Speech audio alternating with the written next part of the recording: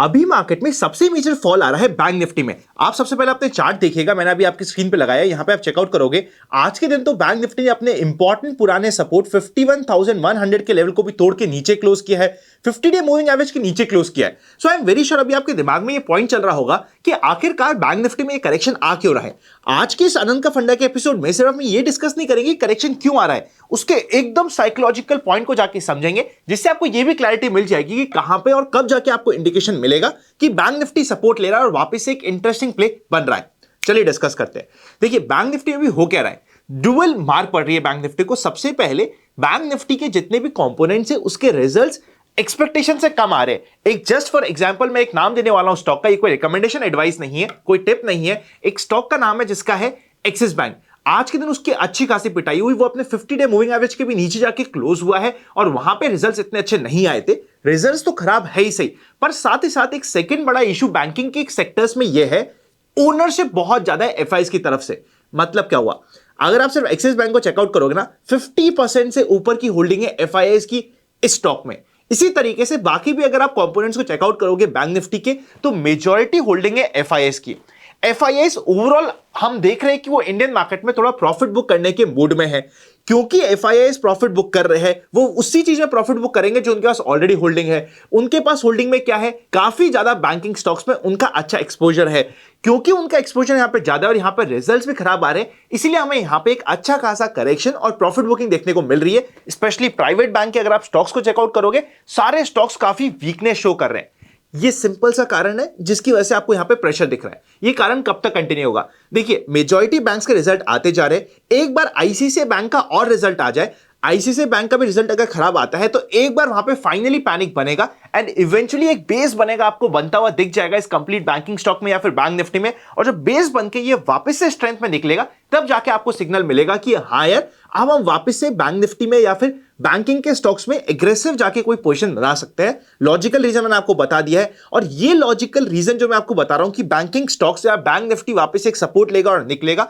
अब ये देखना इंपॉर्टेंट ये है कि पहले बैंक निफ्टी सपोर्ट लेने से पहले एक और नीचे का झटका मार दे, एक अच्छे वैल्यू जोन में आ जाए, फिर जाके ये अपना बेस बनाएगा और फिर निकलेगा या यहीं से निकलेगा। यूजुअली हमने बैंक निफ्टी में देखा है, अगर आप पुराने चार्ट भी चेकआउट करोगे ना, एक झटका आता है, हल्का सा बेस लगता है, सबको लगता है कि अब यहीं से भागेगा। वो यहीं से भागने की जगह पहले एक नीचे का झटका मारता है और फिर वो एक्चुअली मूव देता है। इस चीज को बैंक निफ्टी का एक पुराना कैरेक्टरिस्टिक है। मैं ना बैंक निफ्टी को बोलता हूं सांप है सांप। मतलब आपको पहले एक बार डसने आएगा, डसेगा नहीं, हट गया, फिर एक्चुअली डसेगा और फिर आपको फाइनली कहेगा कि बस मैंने डस लिया जिसको डसता था, अब सब मुझे एंजॉय कर लो। इसलिए आपको ये थोड़ा सा साइकोलॉजिकल पॉइंटर को समझना और ध्यान देना इंपॉर्टेंट रहेगा। बजट के रिलेटेड काफी सारे नेगेटिव पॉइंट्स हम बैक टू बैक सुन रहे हैं, पर आज के एक अनंत का फंडा के एपिसोड में एक पॉजिटिव भी बताता हूं। आप में से कुछ लोग मुझे कमेंट में नाराज होंगे, अनंत आप पॉजिटिव की क्यों बात कर रहे हो? पॉजिटिव है तो बता रहा हूं, और वो फाइनेंस यानी कि म्यूचुअल फंड्स और इन्वेस्टमेंट के रिलेटेड एक पॉजिटिव चीज हुई है, अभी तक किसी का ध्यान नहीं दिया है, बताता हूं आपको। फंड्स ऑफ फंड्स एक ऐसी कैटेगरी है म्यूचुअल फंड की जो काफी इंटरेस्टिंग कैटेगरी होती है। सेकेंडली एक और ऐसी कैटेगरी होती है जिसको कहते हैं हम मल्टी एसेट कैटेगरी, जिसमें अभी तक डेट का टैक्सेशन लगता था, पर उसमें अब डेट का टैक्सेशन नहीं लगेगा। मल्टी एसेट कैटेगरी और फंड ऑफ फंड में जहां पे अभी तक टैक्सेशन के रूल्स थोड़े से डिफिकल्ट थे, वहां पे भी अब इक्विटी वाला टैक्सेशन लग जाएगा जैसे ही ये particular asset class long term हो जाते हैं। तो ये पर्टिकुलर फंड्स के लिए, इस पर्टिकुलर टाइप ऑफ फंड्स के लिए इस बार बजट में एक्चुअली रिलीफ मिला है, जो मुझे आपको बताना जरूरी है। बाकी ओवरऑल हम सभी को पता है कितनी मार पड़ी है, एसटीटी की मार पड़ी है। सेम चीज में वापस से रिपीट करूंगा नहीं। अब हम चलते हैं अपने नेक्स्ट पार्ट में। उससे पहले अगर आपने म्यूचुअल फंड्स में प्रॉपर्ली इन्वेस्ट नहीं किया और चाहते हो प्रॉपर्ली म्यूचुअल फंड्स में इन्वेस्ट करना, तो डिस्क्रिप्शन और पिन कमेंट पे आपको एक लिंक मिल जाएगा, फॉर्म भर दीजिएगा, हमारी टीम आपसे कनेक्ट कर लेगी। जनरल मार्केट ट्रेंड अभी भी अप ट्रेंड में है। पुट कॉल रेशियो 1 के आसपास से कंफर्टेबल है। एफआईआईज की तरफ से देखोगे, देखो जो मैंने आपको बताया था 5,000 करोड़ की वापस से सेलिंग हुई एफआईआईज की तरफ से, डीआईज ने परचेस किया, तो 2-3 दिन बैक टू बैक हो गया है। एक बार एफआईआईज की सेलिंग में बिफोर वो एक्चुअली सेल करने का अगर प्लान बनाते भी है, तो एक बार थोड़ा सा बाउंस बैक देखने की उम्मीद है मुझे आने वाले 3 से 4 दिनों के अंदर अंदर। अगर आप मार्केट्स को चेकआउट करोगे, सबसे पहले डाउ जोन्स को चेक करिए। डाउ जोन्स रेगुलरली टूट रहा है, पर आप चेकआउट करोगे तो 1 2 3 4 5 फिफ्थ डे रिवर्सल का होता है, और डाउ जोन्स का 39,500 का इंपॉर्टेंट सपोर्ट भी है। बिफोर ये इस ट्रेंड को पकड़े, एक बार बाउंस बैक देना यहां पे इंपॉर्टेंट हो जाता है। तो आज या कल में आपको इंटरनेशनल मार्केट में बाउंस बैक मिल सकता है, जिसकी वजह से इंडियन मार्केट भी क्या बाउंस बैक देते हैं, इंपॉर्टेंट होगा देखना। अब अगर हम इंट्राडे की बात करें और निफ्टी के चार्ट को सबसे पहले डिस्कस करें, आपके सामने मैं निफ्टी के चार्ट प्रेजेंट करता हूं। जिस तरीके से निफ्टी का चार्ट एक बार यहां पे बेस बना के निकला है ना, कंपेयर टू बैंक निफ्टी ये ज्यादा स्ट्रेंथ में है। पॉजिटिव काम करने से पहले 24,450 के ऊपर जाते ही एक बार यहां पे पॉजिटिव ट्रेड बनेगी जो इसको एटलीस्ट 560 550 तक ले आ सकता है। एक 100 पॉइंट की इजी यहां पे ट्रेड बनेगी। मतलब अगर कल मार्केट गैप अप होता है या फ्लैट ओपन करके बेस बना के यहां पे निकलता है तो वापस से हम एक इंट्राडे की पॉजिटिव ट्रेड यहां पे प्लान कर सकते हैं। सपोर्ट की बात करें तो मार्केट में अब वापस से कभी भी एक बार निफ्टी 24,100 के आसपास आए तो ये एक इंपॉर्टेंट सपोर्ट जोन है, इसके पास आके एक बार बाउंस बैक के लिए वापस से प्ले किया जा सकता है। शॉर्ट करना है 24,600 के आसपास, इस रेंज में कभी भी मार्केट आपको एक रिवर्सल कैंडल दिखाए तो ये एक परफेक्ट एरिया होता है शॉर्ट करने का।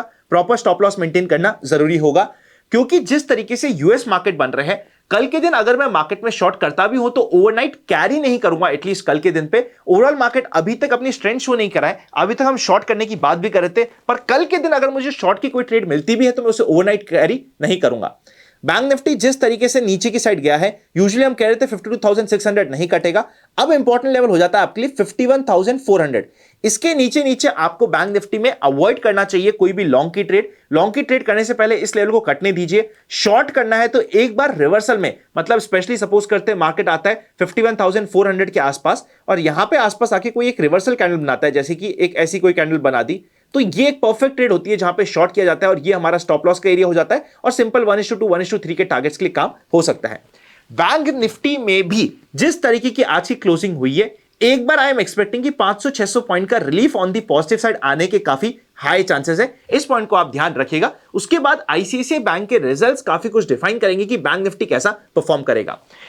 अब वापस से देखो, मैं काफी समय बाद बोल रहा हूं, 2-3 दिन मैंने आपको रोक दिया था कि दोनों साइड की ऑप्शन सेलिंग मत करो। अब वापस से अगर आप दोनों साइड की ऑप्शन सेलिंग करके प्रीमियम ईटिंग वाला काम करना स्टार्ट करना चाहते हो तो 2-5 दिन 10 दिन मेरे हिसाब से इसके वापस से टाइम चल जाएगा। एटलीस्ट जुलाई का जो मंथ है, इस मंथ में अगर कोई प्रीमियम ईटिंग का काम करना चाहता है 9:30 से लेके 12:30 1 के आसपास तक का, तो ज्यादा इशू नहीं आना चाहिए। स्टॉप लॉस आपके प्रॉपर्ली मेंटेन होने चाहिए। एक इंपॉर्टेंट वीडियो आप सभी के लिए, स्पेशली क्रिप्टो में काफी लोगों का इंटरेस्ट रहता है, तो उसके ऊपर मेरा पर्सनल डिटेल एनालिसिस मेरे अभी स्क्रीन पे आ रहा होगा, चेकआउट करे बिना मत जाइएगा।